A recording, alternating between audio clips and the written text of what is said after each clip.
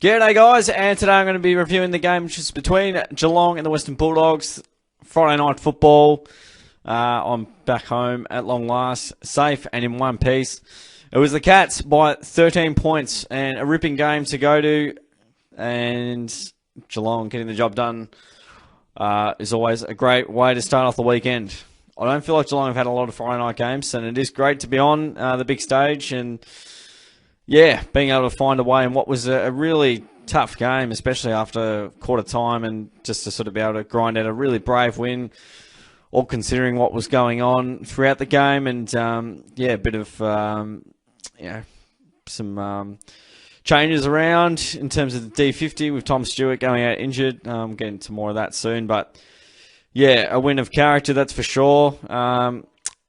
One with the backs against the wall, and it was really tough, but we found a way to win, which was really impressive. And an 8-point game, I almost think it's a 12-point game, to be honest. We won by 13 points, but just going in the by 8-4 versus 7-5 just looks so much different on paper. So yeah, we'll probably be in the top 4 tonight, I reckon, and probably get kicked out pretty quickly. We might be in the top 4. I'll definitely have a look at the ladder on the other screen here. Yes, we are top 4 right at the moment. Obviously, the Saints and Carlton will have something to say about that as well, I'm sure. But yeah, we're sitting above there, a couple of percentage points in front of the Saints. So yeah, let's talk about the game. So I was very, very pleased with the start of the game. We came out firing.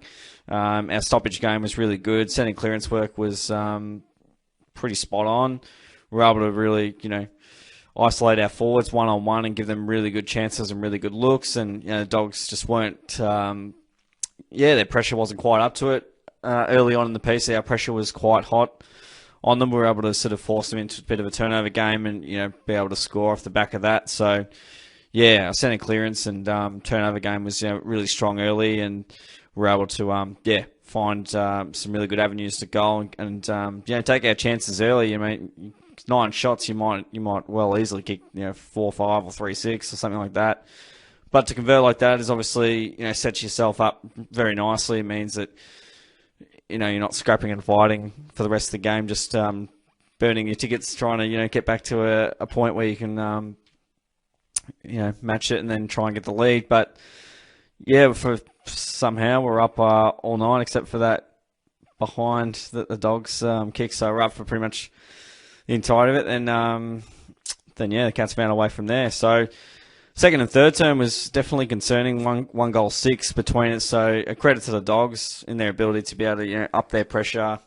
Their ground ball game was really strong. Field position, overlap run was definitely quite significant from their point of view, and they were able to sort of catch us out a little bit. Tom Stewart goes out sort of around that I think quarter time or half time. I'm pretty sure Stewart went out, so that was that was a pretty big loss. And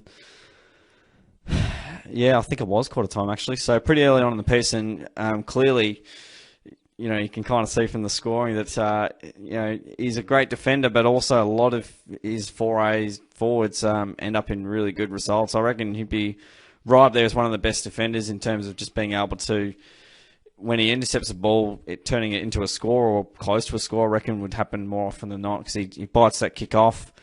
He's a really effective kick and doesn't turn it over very often. So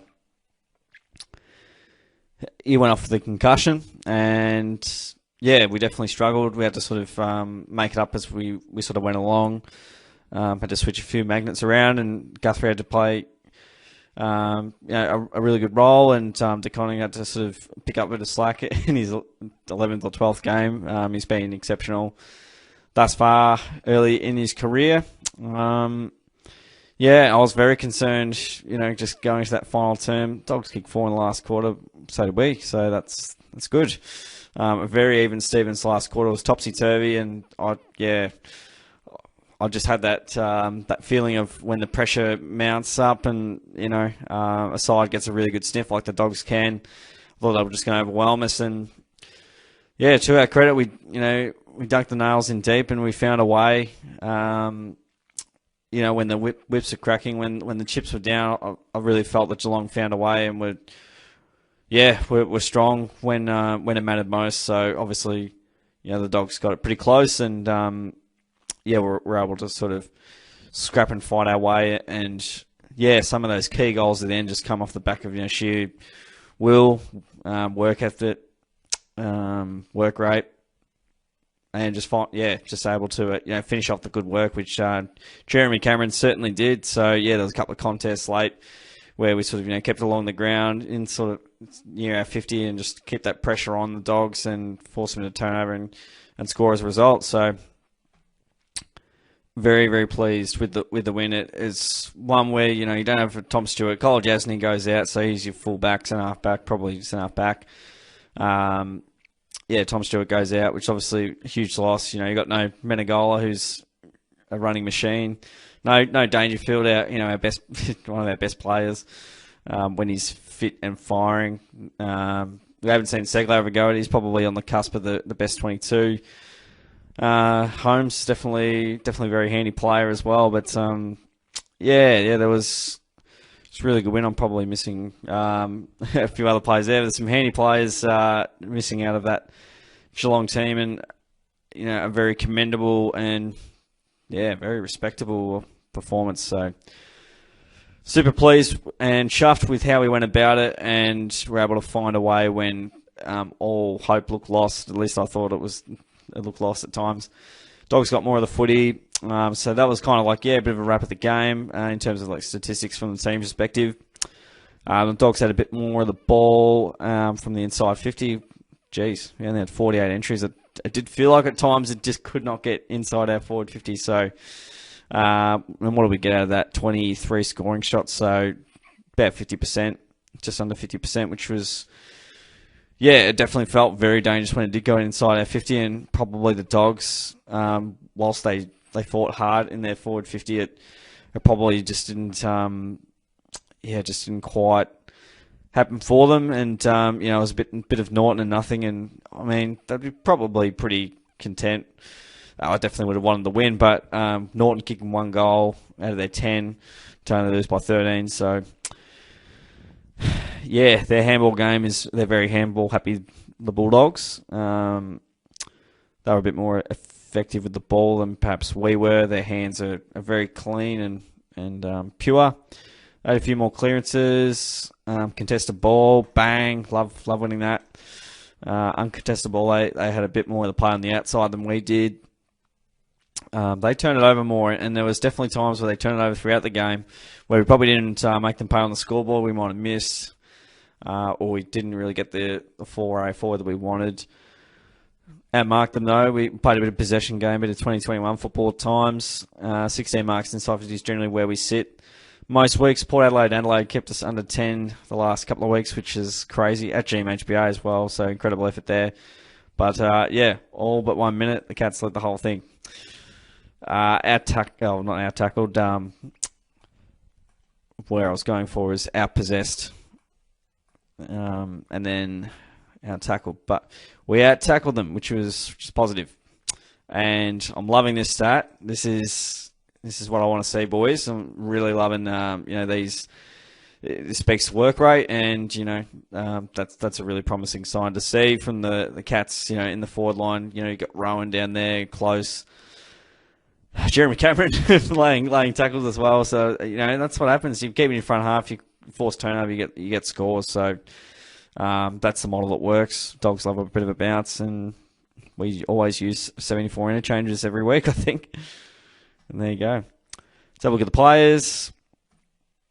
3 votes. Jeremy Cameron, 6 of our 12 goals, 50% of our score. He was, close to 50% of our goals, not 50% of our score. 18 disposals, 7 marks, and even got a clearance in there. Goal assist. He gave one off to close. He could have kicked it himself, but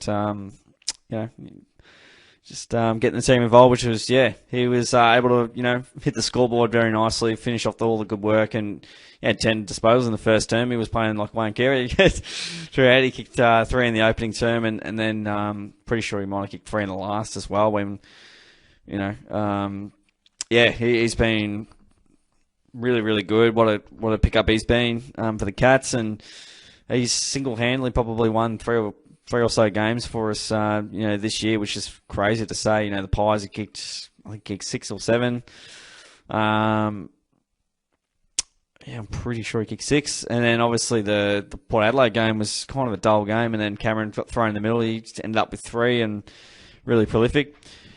The 2 votes, I reckon Mitch Duncan, I watched the game, and yeah, he was definitely much better than getting back to sort of his form that we know and love. He kicked a goal, 29 touches. He was that general off half back. 8 marks in there, 3 clearances, nearly 700 metres gained. So yeah, his territory was really good to see. Hitting the scoreboard nicely, and yeah, just hitting teammates up as he does. And the 1 vote, this is really tough. I've got 4 players in mind that I want to give a vote, and I've got no idea. I had an idea,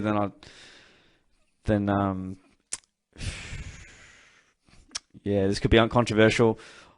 Because I was at the game and just seeing some important plays, I'm going to go Reece Stanley, 1 vote. He had 16 touches next to his name, 5 marks, 3 tackles, 23 hitouts, 4 clearances. I felt, he took a couple of really good contested marks when we really needed them.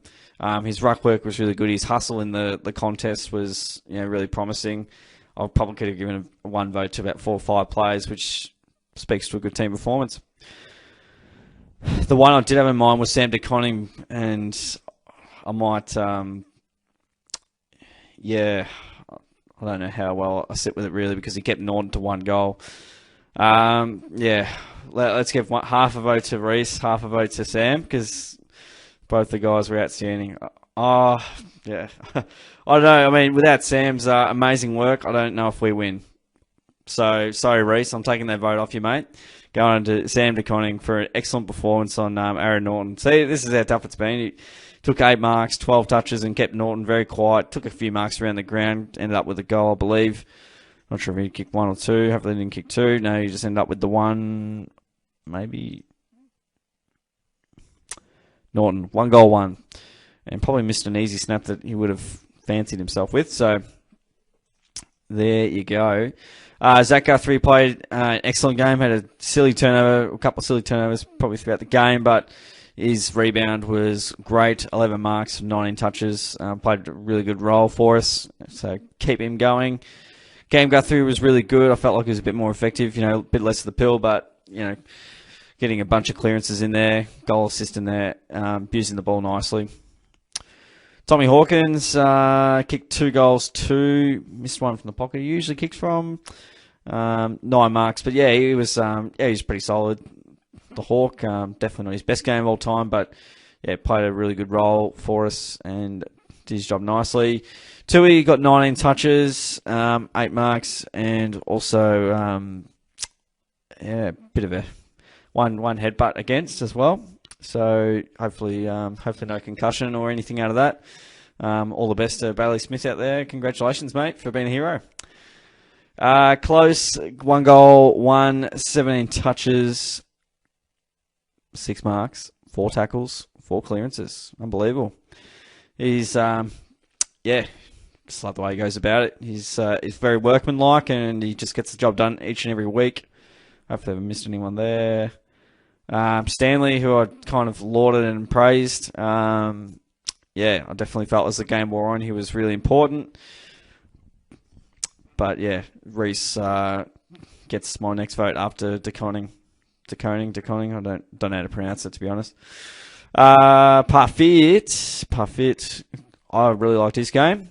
I usually don't like how he plays. But yeah, he had a bit less of the ball, but I felt like early on he was, really significant, and, love his tackling. That's always been a feature of his. Selwood's also going, hey, where's my vote, mate? He had 25 touches, and yeah, he was exceptional, 5 clearances. He was definitely really good in that last quarter. Quite significant there, and played, just bashed and crashed and made things happen. So there's probably about 6 or 7 players that get a vote, really. I loved Atkins' game as well. He kicked a goal, 20 touches. His move to the midfield's been really good. 4 tackles this week, not quite 17 this week, but he played his role for us. Isaac Smith he's had a couple of quieter weeks, 19, 19 and 15. He always gets on a few marks. He loves a mark. But, look, he was okay at times. He had a couple of, iffy decisions. But, not his best game of all time, but that's okay. I know he'll bounce back. Butzav's definitely got his hands to a lot of marking contests and had a real red-hot crack. And, tried to give us a bit of run and carry at times. Rowan's game was good. He kicked a goal, 9 touches, 5 tackles in there, which was outstanding. And he also handed one off as well. So, kicked one to Hawk out the back. He's good, mate. And, played his role really well. Kept that forward half pressure going nicely. Stengel didn't kick a goal, but he absolutely bulleted Jeremy Cameron, which was exceptional. He's 2 goal assists, so he handed a couple off. And, he just keeps playing his role really well. Tackles, leads up, presents, hits targets, and kicks goals. Not tonight, but usually he would hit the scoreboard in a big way. Might be his first or second time his goals this season. Pierce had some moments, but definitely, I think, hopefully more good than bad. 9 marks. He got involved with the game there. Myers was playing a little bit in the back line, which was concerning.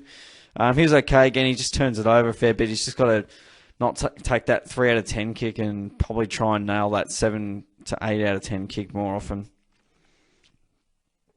O'Connor was somewhat quiet. He might have done okay on a small forward. Probably played his role there, but quiet, not too bad with the ball. Sometimes turns it over a bit. Stewart was outstanding for the 1 quarter he played. He got 9 touches, 6 marks. He was unbelievable. Dolehouse hardly gets a kick. He's don't know how he rushes in over. I think Conway was going to play, then he wasn't, and then Dolehouse was all of a sudden in and got a bit crazy. So he didn't play that well. Narkle came on as the sub, very quiet for his lofty standards. I think Stewart was off for quarter time and ended up with 7 touches playing in the centre circle. That's crazy. Anyway, that won't keep you too many games. Stevens was pretty quiet as well, as you can see here. He didn't really get too involved. Got a goal assist in there, so hopefully he'll be better for the run. Hopefully they just keep playing him and don't drop him straight away just because he has a quieter one this week. But, there you go. So, that's a bit of an overview of that. We have the bye next, so we can't win, we can't lose. We just don't play next week. But the week after that, we have the West Coast Eagles at Optus Stadium. I'm trying to think. I don't think we've beaten the Eagles over there. If they play badly against the Crows, I'd like to think we'd probably win by 10 goals, maybe, if we're lucky. Hopefully